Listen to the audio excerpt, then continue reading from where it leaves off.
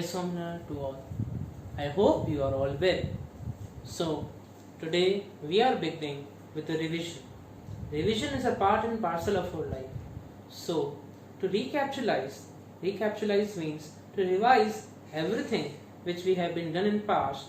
Here I am starting with you the poem number 1, that is Road Not Taken, written by Robert Frost. Robert Frost was an Anglo-Indian writer. He was also had written many French poems and he depicts the nature. He had been concluded in his poem, a nature is the best teacher. उन्होंने अपनी कविताओं में कुदरत यानी कुदरत के सौंदर्य वाली चीजों को, पेड़, नदी, पहाड़, झरने, इन सबको फोकस करते हुए काफी चीजों को बताया हुआ है. In this poem, Road Not Taken is been describing that there are two ways in our life. One is going in right, other is going in left. The choice is ours. हमको decide करना होता है कि कौन सी राह में जाएं. हमारी जिंदगी में भी काफी बार ऐसी अपॉर्चुनिटी या एक ऐसी कंडीशंस आ खड़ी हो जाती हैं कि कौन सी दिशा में जाएं, यहाँ जाएं, वहाँ जाएं, यहाँ जाएं या पीछे जाएं. तो उस वक्त जिस इंसान ने अपनी जिंदगी का सही चुनाव किया होगा वही आगे जाके कामयाबी की सीढ़ियों पे चलता बनेगा. So for this in detail we are going to watch one small video. So let's ready. Hi student, I welcome you to this class. This is a lesson for students of class 9th. This is unit 7 in your books. It's a poem. The name of this poem is The Road Not Taken. It is written by Robert Frost. First of all, let us discuss the title. The Road Not Taken. It means a road, a path which you have not taken. That means you have not walked over that path. Now I'll tell you something about this poem. The poem is relevant to our life. In fact, it is very, very relevant to your life. And I'll suggest you कि अगर आप एक बार ध्यान से इस poem को समझ लेंगे तो आपको ये फील होगा कि ये आपकी लाइफ से कितनी ज्यादा रिलेट करती है. Right now, your present situation is such that you can exactly relate to this poem. Basically, in this poem, the poet says that he was faced with the option of two paths in the woods. एक बार ये poet in woods में, इन जंगलों में घूमने गए थे और वहां पर उनके रास्ते में क्या हुआ, दो रास्ते आ गए. He had two options. This is similar to the career options we have in life and we have to choose one out of them. इन दो रास्तों से पोएट हमें क्या बताना चाह रहे हैं कि सिमिलरली आप सबकी जिंदगी में भी अभी ऐसा टाइम आया हुआ है, आप ऐसे मुकाम पर हैं जब आपके रास्ते में भी दो या फिर बहुत सारे पाथ्स हैं, बहुत सारी ऑप्शंस हैं, बहुत सारे रास्ते हैं अपना करियर चूज करने के लिए और आपको उनमें से कोई भी एक करियर चूज करना है. तो यहाँ पर ये जो रोड्स हैं, ये जो पाथ्स हैं, this implies the options which a person has in life. जिंदगी में बहुत बार हमारे साथ ऐसा होता है कि हमारे सामने बहुत सारी ऑप्शंस होती हैं और हमें उनमें से कोई भी एक ऑप्शन चूज करनी होती है. सो वी लुक आउट कि कौन सी इजियर ऑप्शन है, कौन सा रास्ता ज्यादा आसान है, किस पे हमें ज्यादा अच्छी चीजें मिलेंगी, क्या ज्यादा बेनिफिट्स मिलेंगे और हम वो वाला ऑप्शन चूज करने की सोचते हैं. और यहाँ पर पोएट ने भी ऐसा ही कुछ एक्सपीरियंस शेयर किया है. So let us begin. First of all, let us see the topics which we'll cover here. I'll tell you about the poet Robert Frost. Then I'll give you an introduction to the poem.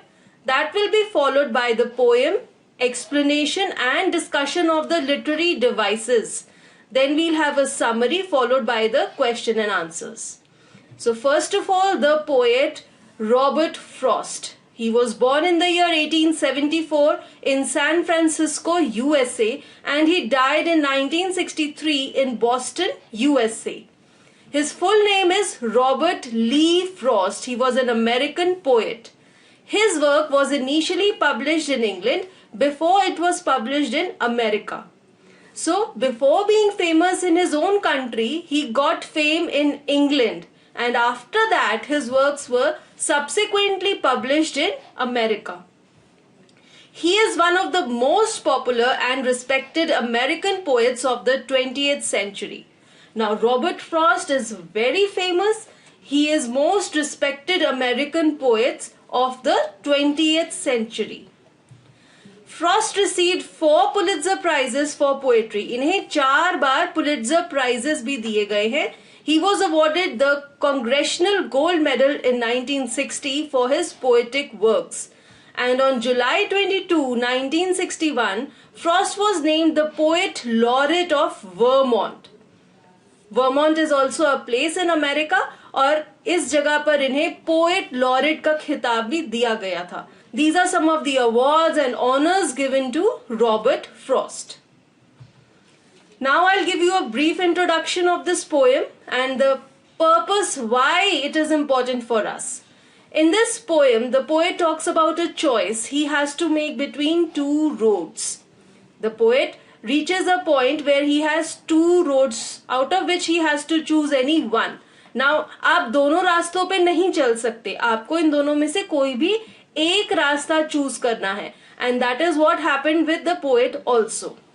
Here the road is compared to the different career options we face in our life and have to choose any one.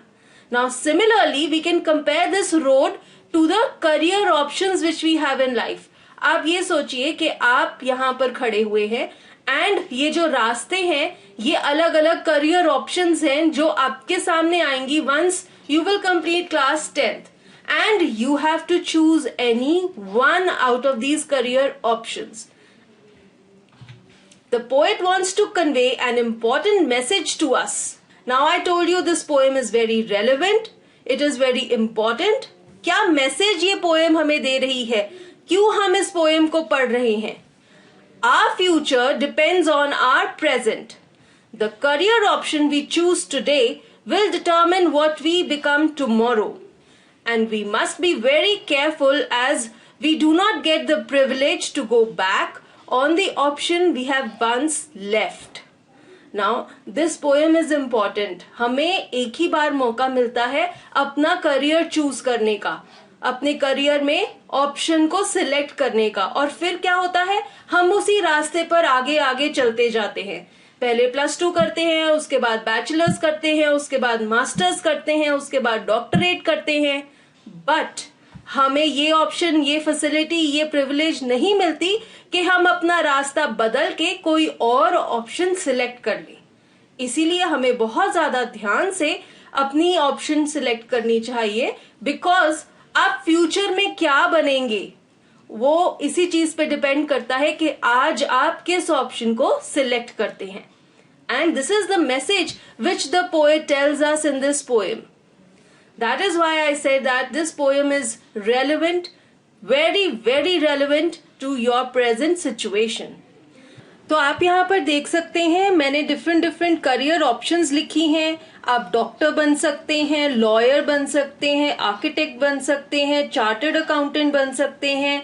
आप में से कई students engineering choose कर सकते हैं, कोई artist बन सकता है जैसे कि सिंगर या पेंटर, कोई कंपनी सेक्रेटरी ज्वाइन कर लेता है, या फिर कोई जर्नलिज्म में जा सकता है. लेकिन इस पोएम से आपको पोएट यही बताना चाहते हैं कि जो भी स्ट्रीम आप एक बार चूज कर लेंगे, आप फर्दर एंड फर्दर उसी में आगे पढ़ाई करेंगे. आपको ऐसा मौका नहीं मिलेगा कि आप अपना करियर पाथ चेंज करके कोई और ऑल्टरनेटिव करियर पाथ चूज कर ले. इसलिए once you are choosing this career option you have to be very careful. Now let us begin reading the poem. I'll explain it to you and we'll discuss the literary devices also. The first stanza. 2 roads diverged in a yellow wood, and sorry, I could not travel both, and be one traveler long I stood, and looked down one as far as I could, to where it bent in the undergrowth. Now first of all, let us see the meanings. Diverged means go separate ways. दो रास्ते, अलग अलग दो रास्ते, that is diverged. Yellow wood here means that the forest is full of yellow colored leaves in the season of autumn.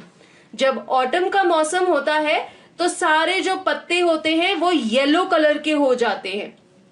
That is what the poet is saying when he says yellow wood. तो पूरा जो forest था वो yellow colour का हो गया था because it was the season of autumn. Now bent means it curved. रास्ते में एक मोड़ था. And undergrowth means a dense growth of trees. बहुत सारे घने घने पेड़ लगे हुए थे. In the first line, the poet is giving a description of this forest. He says it was a yellow colored wood. It was a yellow colored forest. All the leaves had turned yellow in the season of autumn. And over there, two roads diverged. वहां पर दो रास्ते थे और वो feel करते हैं कि हाय मैं दोनों रास्तों पे नहीं चल सकता. Obviously, मैं एक ट्रैवलर था, मैं एक इंसान था और मैं एक ही रास्ते पर चल सकता था. और मैं बहुत देर तक खड़ा रहा और ये सोचता रहा कि मैं इन दोनों में से किस रास्ते पर जाऊं. और फिर मैंने क्या किया, मैंने नीचे झुककर एक रास्ते को देखा भी. दूर तक जहां तक मेरी नजर जा रही थी, जहां तक उस रास्ते में एक मोड़ आ गया था और बहुत सारे घने घने पेड़ थे जिनकी वजह से आगे मुझे दिख नहीं रहा था, वहां तक मैं उस रास्ते को देखता रहा. अब यहाँ पर पोएट क्यों खड़े हैं, क्यों कंफ्यूज्ड हैं, क्यों इस रास्ते को इतनी दूर तक देख रहे हैं? क्योंकि वो ये डिसाइड कर नहीं पा रहे कि किस रास्ते पर चलें. वो ये चाहते हैं कि वो इन दोनों ऑप्शंस में से, इन दोनों रास्तों में से जो बेटर रास्ता है उसको चूज करें. और यही डिसाइड करने के लिए वो इतना टाइम लगा रहे हैं. काफी देर तक वो खड़े रहे, यानी कि वो वॉक करके, पैदल चल के इस फॉरेस्ट में से जा रहे हैं. काफी देर तक वो यहाँ पर खड़े रहे ये सोचते हुए कि इन दोनों रास्तों में से किस रास्ते पे मुझे चलना चाहिए. Now let us see the literary devices in this stanza. सबसे पहले हम इसकी राइम स्कीम डिस्कस करते हैं.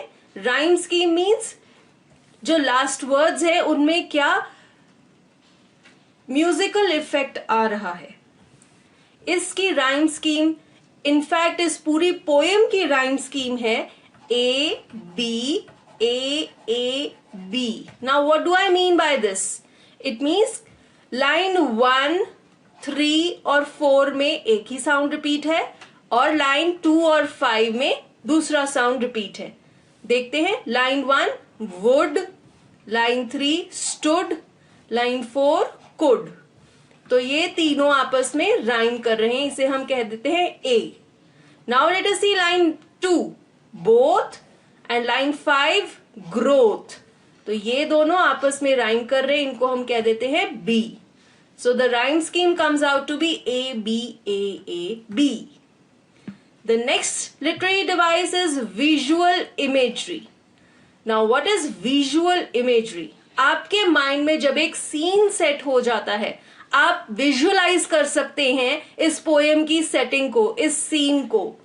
येलो कलर के पत्ते हैं, फॉरेस्ट है, बहुत घने घने पेड़ हैं और वहां पर दो रास्ते हैं. So this is the setting of this place. This is the scene where this poet is standing right now. So he has created this visual imagery in your mind. This is the literary device of visual imagery. The next one is metaphor. इस poem में एक metaphor use हो रहा है and it is also an extended metaphor.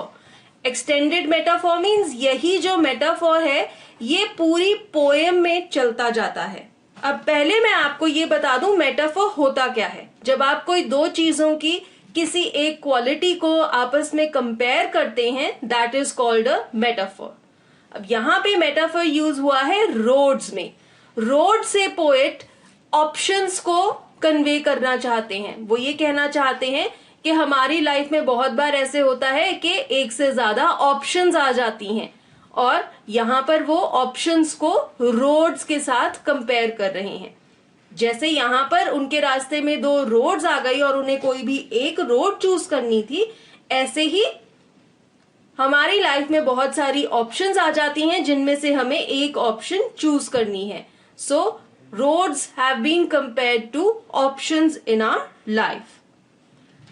Now there's another literary device that is called an anaphora. Anaphora is a kind of parallelism. Parallelism का मतलब है जब आप कोई grammatical effect यूज करते हैं poetry में. And anaphora is when you begin the consecutive sentences with the same word. तो यहाँ पर लाइन 2, 3 और 4 बिगिन हो रही हैं and के साथ. So this is the literary device of anaphora.